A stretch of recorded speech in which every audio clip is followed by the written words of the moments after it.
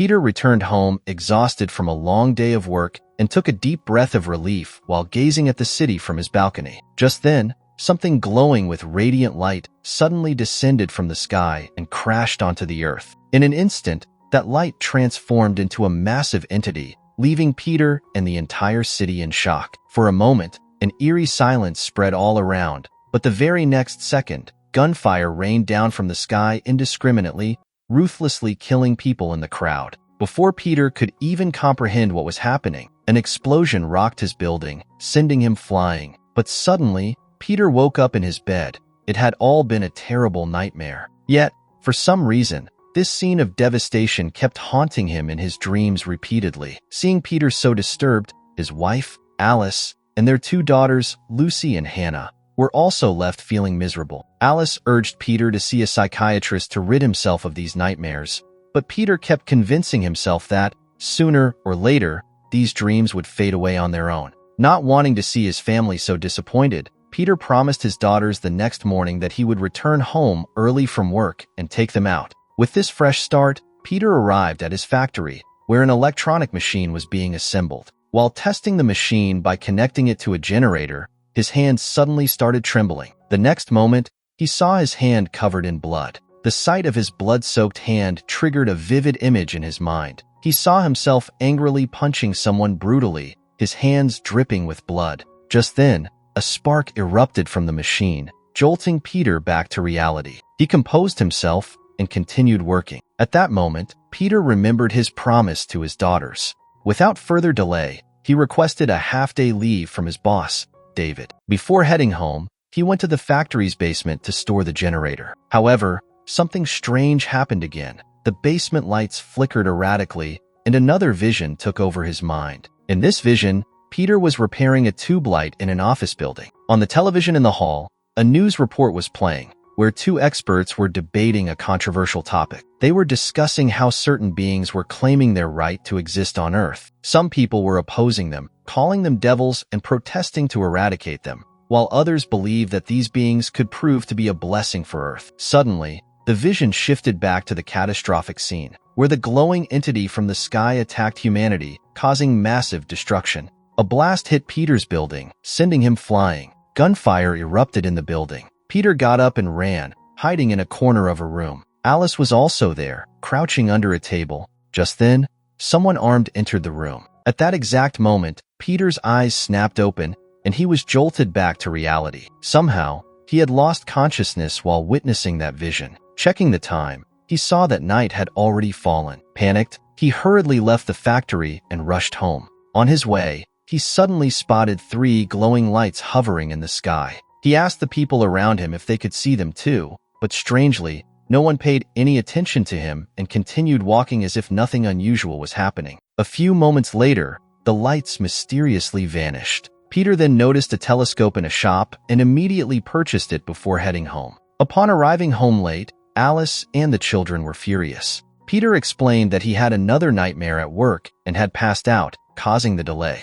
Annoyed, Alice snapped at him, saying that these absurd dreams had taken over his mind and that he needed to seek medical help. Frustrated, she left the room. That night, Peter had the nightmare again. This time, he saw a little girl crying beside the corpses of her parents, who had perished in the disaster. The girl was none other than his daughter, Lucy. Meanwhile, his other daughter, Hannah, was seen pointing a gun at someone. Startled, Peter woke up abruptly. His eyes fell on a note on the table, which had the contact number of a wellness center. Alice had left it for him. Now, Peter was truly fed up with these dreams. He promised Alice that after work, he would visit the wellness center for help. Keeping his promise, Peter arrived at the wellness center in the evening and sat in the waiting room for his appointment. Another man was sitting nearby, also waiting. Suddenly, the man asked Peter, "Do you get those dreams too?" Peter was taken aback and asked, "What are you talking about?" The man replied, "The dream, where a glowing light descends from the sky and brings destruction to the world. Do you also see the death of your loved ones in that disaster?"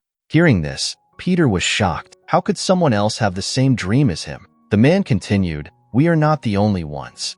Many others here experience these dreams. The doctors in this wellness center know that something terrible is about to happen, but they are hiding the truth from us. Instead, they erase these visions from our minds. I, however, have come here to erase mine because I can't take it anymore." Saying this, the man left with the nurse for his session. Just then, Peter noticed a picture on the hospital wall. It triggered another vision. This time, he saw himself and Alice armed with weapons, fighting alongside his boss, David. Fiery rockets were seen launching into space. Amidst the chaos, David told Peter, "They will return. You all must come with me to the factory right now." The vision ended, and Peter returned to reality. A realization struck him. His visions were not mere dreams but glimpses of the future. Without undergoing any treatment, he rushed home and told Alice that something terrible was bound to happen. He believed these visions were a warning. However, Alice dismissed his fears, growing even more frustrated with him for skipping the treatment. That night, Alice hosted a party at their home to celebrate her promotion. She was an architect and had been recognized for designing a project to upgrade the city's old tunnels. Their home was filled with guests enjoying the party. Meanwhile, Peter stood alone on the balcony with his telescope, scanning the sky, hoping to see the mysterious lights again. The guests found his behavior odd and thought he was losing his mind. But suddenly, a blinding glow in the sky caught everyone's attention. The sky roared with thunder as fiery objects rained down from above. Panic spread among the guests. One of the glowing objects crashed into a building, triggering a massive explosion that shattered the windows of Peter's building. The blast threw Peter and the others off their feet, plunging the place into chaos. Regaining consciousness, Peter and Alice saw multiple spaceships descending onto Earth. Peter quickly instructed Alice to take their children inside and hide in a room. However, their daughter Hannah was missing. Their neighbor, Ray, also couldn't find his daughter. Both Peter and Ray joined forces to search for their daughters amidst the chaos. As they moved through the building, they saw horrifying scenes. People were in a panic, and emergency broadcasts instructed citizens to seek shelter in government facilities. Suddenly, they heard Hannah's screams from an elevator. They pried open the elevator doors and saw that the lift was stuck on a lower floor. Climbing onto the elevator compartment, they forced open the top hatch and saw Hannah and Ray's daughter trapped inside. They quickly pulled the girls out. As they carried the children back to their apartments, they saw strange creatures armed with weapons entering another flat. Peeking inside, Peter saw that these creatures were aliens mercilessly slaughtering the occupants. Horrified, Peter fled and returned to his apartment, where he reunited with Alice and Lucy. Peter and Alice hid their daughters under a table in an inner room before stepping out again. Alice asked Peter, "Is this the catastrophe you kept dreaming about?" Peter replied, "Yes." In distress, Alice asked, "Do you know what happens next?" "What should we do?" Peter admitted, "I don't know exactly what will happen next. My visions only showed glimpses of certain events. But in one vision, I saw David taking us to the factory. That means we must go there. After all, my factory is a government building too." Peter had just said this when he suddenly heard gunfire and people screaming outside his door. Peter understood that the aliens had also killed his neighbors, including Ray and his family. The next moment, the aliens began trying to break down Peter's door. Seeing this, Peter and Alice blocked the door with furniture. Meanwhile, Lucy and Hannah were trembling in fear, hiding under the table. At that moment, Lucy remembered that she had left her toy in the hall. Innocently, she went into the hall to get it, but, terrified, she hid under a table there. Just then, an alien started breaking the wall with its spear to enter. Seeing this, Peter and Alice rushed inside, but they were alarmed when they couldn't find Lucy. By then, the alien had broken through the wall and entered. Lucy was trembling with fear,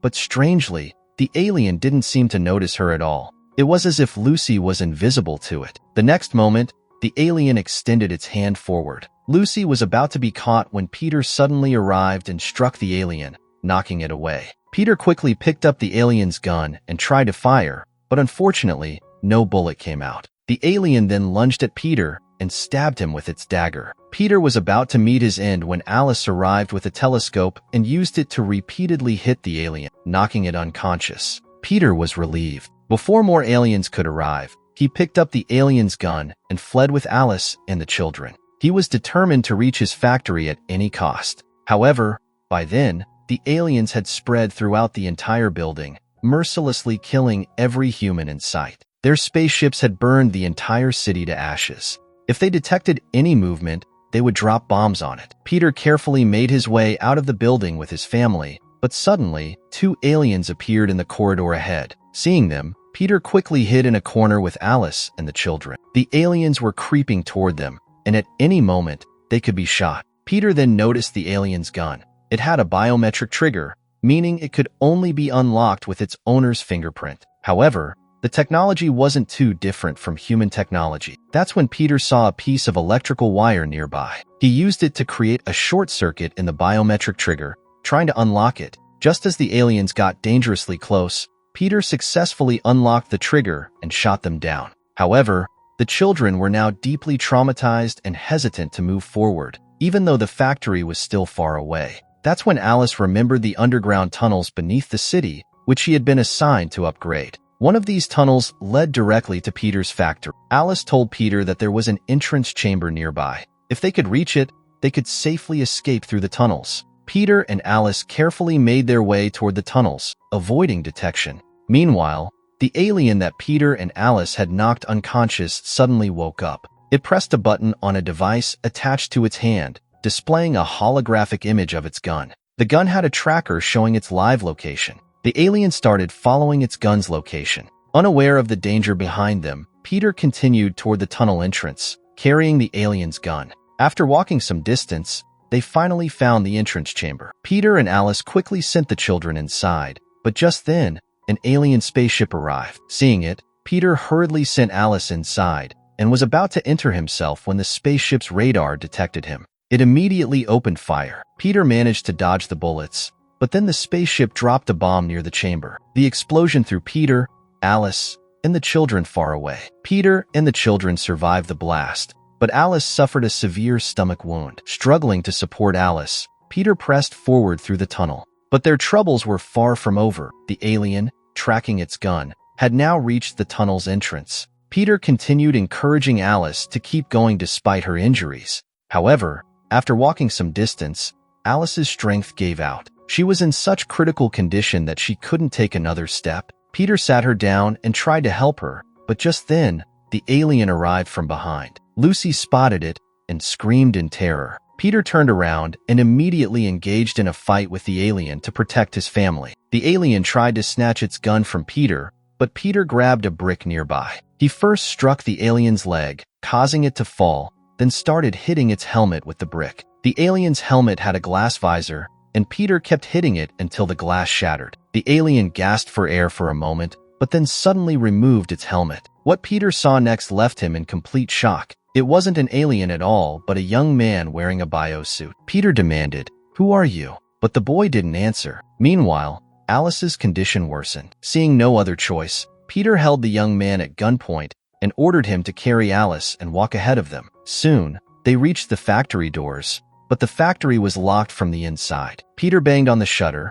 hoping someone was there, but there was no response. Disheartened, he turned to leave, but just then, the shutter opened, and armed people emerged from inside, including Peter's boss, David. Peter desperately pleaded with David to save Alice's life. David's men immediately captured the mysterious young man and then brought Peter and his family inside. Inside, a crowd of survivors had gathered, including a doctor. The doctor approached Alice, examined her, and suddenly used a device to give her wound an electric shock. Seeing this, Peter angrily confronted the doctor and tried to stop him. But David calmed Peter, explaining, "The doctor is just diagnosing her. Let him do his job." Peter calmed down slightly and asked David, "Why do I feel like you were all prepared for this disaster?" David then revealed, "The invaders outside have been planning this for a long time. We knew they were coming and also know how to fight them. Far from here, we have a secret underground base where all our weapons are stored. There's a train station ahead. We'll take a train there, retrieve our weapons, and fight back." Peter, in shock, said, "But how can I fight? I'm not a soldier." David smiled and replied, "You don't yet realize your true potential, my friend, but you will soon." Meanwhile, the doctor had finished diagnosing Alice and delivered grim news to Peter. Alice's condition was extremely critical, and there were no medical facilities available. Saving her was impossible. Peter and the children were devastated. At the same time, the alien invaders detected the survivors' location and started breaking through the roof to enter. Seeing this, David ordered his men to kill both the intruders and the captured boy. He then instructed Peter and the others to head for the train. But Peter couldn't leave Alice behind to die. He begged the doctor to save her, but the doctor had no solution. Just then, a voice rang out, "I can save your wife." It was the alien boy. Peter was shocked to hear this, but David warned him, "He's just trying to deceive you." However, the boy insisted, "Trust me. I know everything about you. I can save your wife." Peter had no other choice. He sent his daughters with David and followed the boy, carrying Alice into another room. The boy examined Alice's wound and asked Peter for a sharp object. Peter hesitated, but then handed him a pocket knife. In one swift motion, the boy cut open Alice's wound. Peter erupted in anger, but then something happened that left him completely stunned. Inside Alice's body, there were no human organs, only biomechanical parts. Inside her, an electric current-like energy flickered. The boy pulled out a piece of metal from her body and explained, "This was damaging her system." Still in shock, Peter asked, "What is this? Why is Alice's body like this?" The boy looked at him in surprise and said, "You really don't know who you are, do you?" Peter, bewildered, shook his head. The boy then said, "If we want to save your wife, we need a power source, and it can only come from you." He handed Peter the knife and said, "You need to cut open your chest." Peter was horrified, but without hesitation, stabbed the knife into his own chest. At first, he screamed in pain, but then he realized he didn't feel any pain at all. He tore open his own skin and saw, just like Alice, his body was made of biomechanical parts. The boy took out a tube from Peter's body, cut it, and connected it to a cable, attaching the other end of the cable to Alice's body. As soon as the tube from Peter's body was removed, he could clearly see the scenes embedded deep in his subconscious. These scenes were actually Peter's old memories. In reality, Peter and all the people on Earth were not humans but synthetic humans, meaning AI robots. Peter, in his memories, saw the time when humans had advanced significantly in technology. They had created such advanced AI robots that they were just like humans. These robots had the ability to think and understand, and they possessed emotions like love, fear, and anger, just like humans. They were also capable of performing every task. Humans had become so dependent on robots that they used them for all their work. However, this led to a crisis where humans were no longer able to find jobs, which resulted in growing hatred towards robots. This hatred sometimes escalated to the point where humans would attack robots without reason. But since robots also had emotions like humans, they too retaliated and started hurting humans in self-defense. Eventually, a fierce enmity developed between humans and robots, leading to riots on the streets. People started protesting and demanding the government to destroy all robots and return jobs and rights to humans. Peter and Alice were also robots. Peter worked as an electrician for humans, while Alice was employed in cleaning services. Around this time, Peter and Alice began developing feelings for each other. From their building, they could see humans protesting against robots, and this deeply troubled them. Then came a time when the government started fearing that they had no real control over the robots. If the intelligent robots ever realized that humans had only created them for slavery, they might revolt against humans. Out of this fear, the government ordered all robots to be deactivated. But when the robots opposed this decision, the government sent the military to exterminate them. The military rained bullets and bombs on the robots from the sky. This was the same scene that Peter used to see in his dreams. He had thought it was a vision of the future, but it was actually his past. Suddenly, a bomb exploded in Peter's building, throwing him far away. However, he got up and started searching for Alice. He finally found her, but at that moment, a military team stormed into the building and began killing every robot one by one. Peter and Alice were hiding in a room, but soon, a soldier entered. Seeing him, Peter lunged forward, snatched the soldier's gun, and killed him. Peter was so enraged that he kept punching the soldier, leaving him covered in blood. His hands were drenched in red. As more robots began to arm themselves in self-defense, a full-scale war broke out between humans and robots. Many robots were destroyed, but even more humans lost their lives. In the end, robots overpowered humans. Forced to protect their existence, humans had no choice but to flee Earth. They boarded their spaceships and escaped into space. The war was now over. Peter and Alice, along with David and a few remaining robots, surveyed the ruined city. David was the leader of the robots. He warned Peter and the others, saying, "Humans may have left Earth for now, but knowing their nature, they will definitely return to reclaim what they lost. We must prepare for that day. He then instructed them to follow him to a factory. As Peter and Alice followed him, Peter noticed a little girl crying near the dead bodies of a man and a woman. When Peter approached, he realized the girl was none other than Lucy. Just then, Hannah also emerged from the shadows and pointed a gun at Peter. In reality, Hannah and Lucy were also robots. This was the first time Peter and Alice were meeting them. Peter calmed Hannah down and asked what had happened. Hannah explained that her parents were humans who had been killed by robots.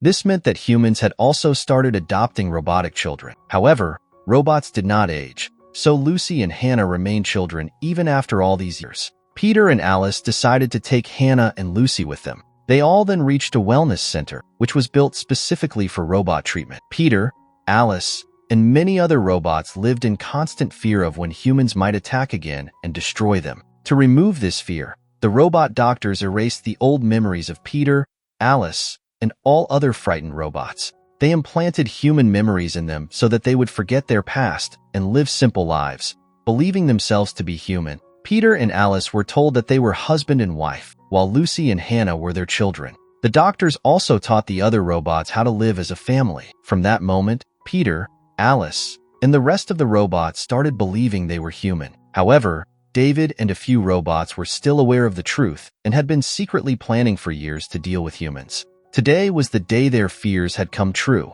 Humans had returned to Earth to reclaim it. The attackers were not aliens, but humans themselves. Peter suddenly woke up in shock. The boy who had connected the cables reassured him, "Don't worry. This method has worked. Your wife will be fine." Hearing this, Peter replied, "My memories were erased, but now I remember everything. Humans and robots became enemies, yet you, a human, are helping me. Why?" The boy answered, "The biggest advantage you robots have is that you can erase your painful memories, but we cannot. 50 years ago, you drove humans off Earth. Among them were my grandparents. I wasn't even born at that time. Humans built a colony on Mars and spent 50 years developing their technology to return and wipe out the robots completely. Our generation was taught that robots are monsters, ruthless beings. We were sent here with the mission to destroy you. But during the attack, when I met your daughter, I realized that robots are not monsters. They have learned to live as a family.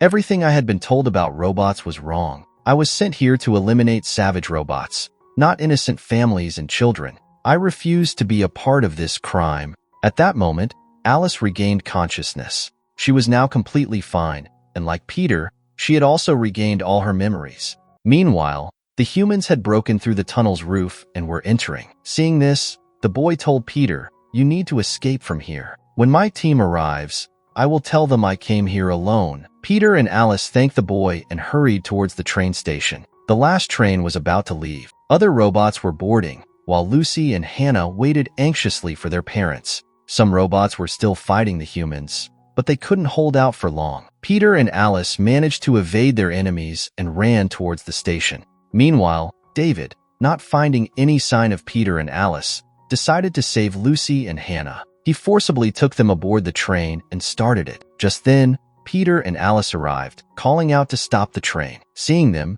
David stopped the train, and they ran towards it. However, by then, human soldiers had reached the station and opened fire on them. Fortunately, Peter and Alice managed to board safely. The machine gun attached to the train's rear mowed down the attacking human army, and the train sped away. Peter and his family were now safe. However, humans had reclaimed Earth. As the train moved forward, David turned to Peter and said, "Right now, we are heading to our secret underground base where we will be safe. But we must plan how to reclaim Earth from humans. Peter, you seem to have regained your memory. Now, we must remind the others of their past as well so that we can fight once more to take back our planet. Are you ready for war again?" Peter nodded in agreement. With that, the train crossed a river bridge and entered a tunnel carved into a mountain. As soon as the train passed, the bridge automatically submerged underwater, and the tunnel entrance was hidden by rocks. And with this, the film came to an end.